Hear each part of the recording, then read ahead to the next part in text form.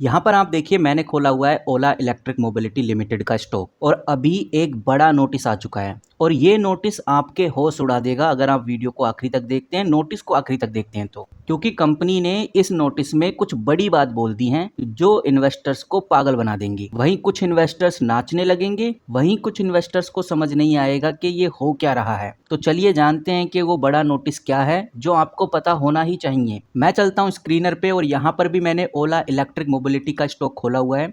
ये है documents, simply click करेंगे तो मेरे सामने ये नोटिस खुल जाता है। 3 घंटे हो गए हैं इस नोटिस को आए और आज है मार्केट क्लोज। इसका इम्पैक्ट हमें कल जरूर देखने को मिलेगा। सिंपली मैं पहले वाला ये नोटिस क्लिक करके दिखा देता हूँ, फिर ये 5 घंटे वाला नोटिस भी देखेंगे। मैं इस पे क्लिक करता हूँ तो मेरे सामने ऑफिशियल जो पीडीएफ है वो डाउनलोड होकर खुल जाती है। ये कंपनी की तरफ से आया हुआ ऑफिशियल नोटिस है।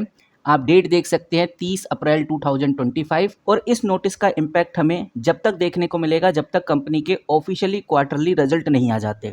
अब ये इम्पैक्ट नेगेटिव होगा या पॉजिटिव होगा उसके लिए एक बार इस पीडीएफ को थोड़ी बारीकी से समझिए।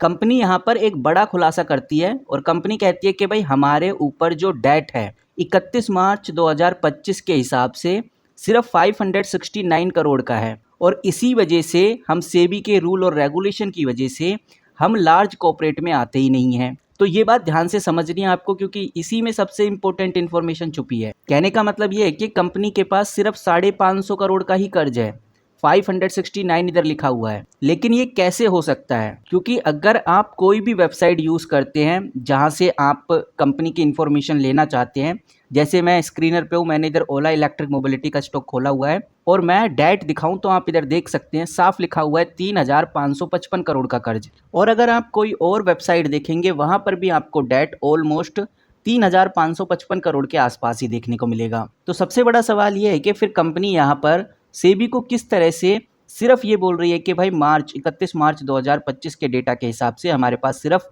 569 करोड़ का कर्ज है। तो जहां तक मुझे समझ में आता है यहाँ पर एक ही पॉसिबिलिटी है जिस बेसिस पे ओला इलेक्ट्रिक बोल रही है, वो है टेक्निकली डेफिनेशन डिफरेंस। सेबी का जो डेट चेक करने का यानी उधार चेक करने का जो डेफिनेशन है वो सर्टेन टाइप में अलग अलग होता है। बिल्कुल सही समझ रहे हो आप, इसका मतलब डेट भी अलग अलग तरह से कंपनी लेती है।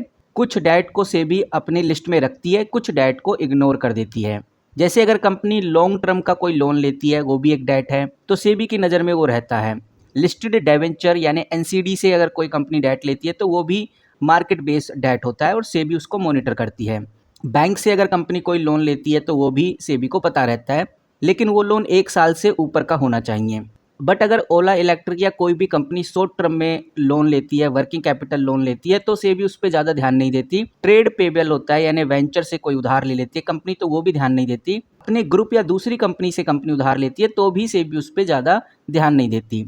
कुछ अनसिक्योर लोन्स होते हैं, प्रमोटर से लिए जाते हैं, उन पे भी मोस्टली सेबी ध्यान नहीं देती। तो जिन डेट के ऊपर यानी जिन कर्जों के ऊपर सेबी ध्यान देती है उनका अगर कैलकुलेशन निकाला जाए तो वो सिर्फ 569 करोड़ ही है। और इसी वजह से सेबी का मानना है कि ये जो ओला इलेक्ट्रिक कंपनी है लार्ज कॉर्पोरेट फ्रेमवर्क में आती ही नहीं है। और जो आपको ओला का मार्केट में डेट देखने को मिलेगा, हर वेबसाइट पे 3,000 करोड़ के आसपास आपको जो डेट देखने को मिलेगा, ये एक कंसोलिडेटेड डेट है। इसमें working capital loan, inter corporate loan भी शामिल होते हैं, इसीलिए ये दोनों नंबर आपको अलग देखने को मिल रहे हैं। कहने का मतलब ये है कि कंपनी यहाँ पर गलत रिप्रेजेंटेशन नहीं दे रही, कंपनी ने वही डेट इस पीडीएफ में दिखाया है जिसकी रिक्वायरमेंट सेबी को होती है। अब चलिए थोड़ा आगे बढ़ते हैं और यहाँ पर कंपनी ने बोला है कि हम लार्ज कॉर्पोरेट में नहीं आते।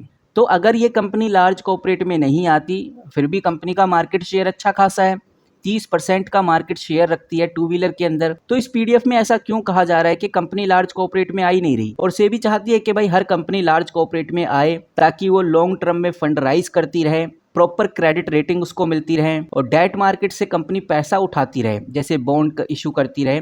इससे क्या है, मार्केट में स्टेबिलिटी बनी रहती है, मार्केट में पैसा आता रहता है और सेबी का भी यही मेन ऑब्जेक्टिव रहता है। सेबी चाहता है कि भाई ये जो कंपनीज हैं बैंक्स के ऊपर डिपेंड ना होकर मार्केट से पैसा राइज करें, चाहे वो कॉर्पोरेट बॉन्ड से करें, डिवेंचर से करें, एनसीडी से करें यानी कि नॉन कन्वर्टेबल डिवेंचर से। सेबी ऐसा इसलिए करती है क्योंकि ये जो फाइनेंशियल सिस्टम है इसका प्रेशर कम हो जाता है, कैपिटल मार्केट में भी काफ़ी डिपेंड होगा, ट्रांसपेरेंसी भी बढ़ती है। और इसीलिए सेबी हर कंपनी का जो ये बोरिंग है ये काउंट करती है और देखती है कि भाई कौन सी कंपनी लार्ज कॉर्पोरेट लायक है, कौन सी कंपनी नहीं है। अब सबसे इम्पोर्टेंट सवाल, जब से ये पीडीएफ आई है तो लोगों को लग रहा है कि भाई अब ओला इलेक्ट्रिक बड़ा फंड उठा ही नहीं पाएगी, क्योंकि लार्ज कॉर्पोरेट में तो है नहीं, तो बॉन्ड्स के थ्रू कंपनी फंड उठा नहीं सकती, यानी कि डेट मार्केट से कंपनी फंड नहीं उठा पाएगी, और इसी वजह से इन्वेस्टर्स का मन और विश्वास टूटा हुआ है। तो मैं आपको बता दूं, ऐसा बिल्कुल भी नहीं होगा कि ओला इलेक्ट्रिक फंड नहीं उठा सकती, वो ज़रूर फंड उठा सकती है।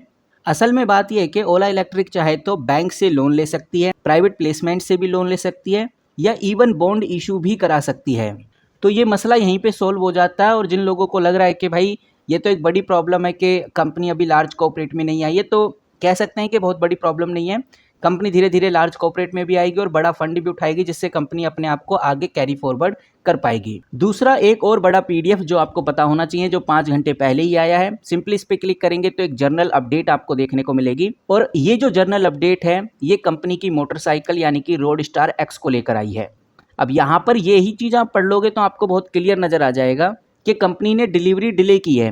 पहले कंपनी ने अनाउंस किया था कि भाई 11 अप्रैल को हो जाएगी, अब कंपनी बोल रही है कि भाई मई 2025 में स्टार्ट होगी। इससे जो कस्टमर का एक्सपेक्टेशन था उस पर काफ़ी ज़्यादा इम्पैक्ट पड़ा है। लोग ज़्यादातर एक्सपेक्ट कर रहे थे कि डिलीवरी उनको अप्रैल में मिल जाएगी, लेकिन टाइम डिले होने की वजह से उनको डिसअपॉइंटेड फेस करना पड़ेगा। पर एक बात कंपनी की अच्छी है कि भाई कंपनी ने ओपनली एक पीडीएफ में बोल दिया है कि डिलीवरी डिले हो गई, तो लोगों के बीच में जो कन्फ्यूज़न था, जो कम्युनिकेशन गैप था, वो सॉल्व हो गया है। और इससे कस्टमर्स थोड़े बहुत खुश ज़रूर रहेंगे कि चलो ठीक है, फाइनली ये तो हमें पता है कि डिले होगी। नहीं तो पहले काफ़ी कन्फ्यूज़न थी कि पता नहीं डिलीवरी होगी भी या नहीं होगी। और दूसरा सबसे बड़ी बात ये है कि शॉर्ट डिले हुआ है, 1 महीने का ही डिले हुआ है, ज़्यादा डिले नहीं हुआ है। तो यहाँ से भी हम कह सकते हैं कि एक पॉजिटिविटी निकल के आ रही है। अगर 4-5 महीने का डिले होता तो ये एक बड़ा नेगेटिव पॉइंट होता। फिलहाल ओवरऑल गाइज यही 2 बड़ी अब खबर थी जिसकी वजह से ओला हमें गिरता हुआ नज़र आया। बाकी तो अब कंपनी के क्वार्टरली रिजल्ट ही हैं जब ओला की स्टॉक प्राइस को और तेज़ी से बढ़ा सकते हैं। फिलहाल आपका क्या मानना है, क्यों ओला 6.99% नीचे गिरा है? कमेंट करके ज़रूर बताइए। आपकी जो भी राय है वो हम ज़रूर सुनना चाहेंगे। हमारी तरफ से कोई भी बाय सेल होल्ड रिकमेंडेशन नहीं है, ना ही ये कोई फाइनेंशियल एडवाइस है। मिलते हैं गाइस किसी नई वीडियो के साथ, तब तक के लिए take care and good bye.